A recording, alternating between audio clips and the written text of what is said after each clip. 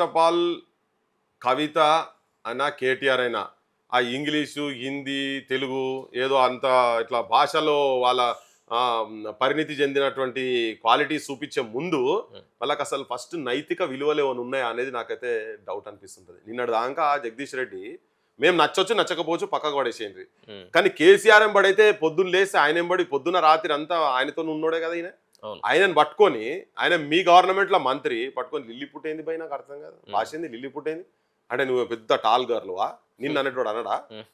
అదేనా భాష మీ గదేనా మీ సంస్కారం గదేనా మీరు నేర్పించింది? తెలంగాణ సమాజం మీకు నేర్పించింది.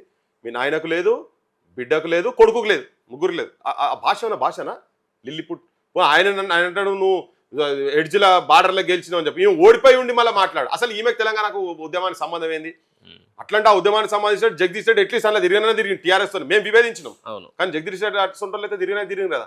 ఫస్ట్ మీరు సంస్కారం నేర్చుకోరు, మీరు కుసంస్కారం, మీరు చరిత్రహీనులుగా నిలబడబోతున్నారు తెలంగాణలో. మీ ఎంబడి మీకు మొత్తం అన్ని ఉండి అన్ని ఒడ్డి చేసిన వాళ్ళను కూడా పట్టుకొని ఇంత దారుణమైన అవమానకరమైనటువంటి భాష మాట్లాడు.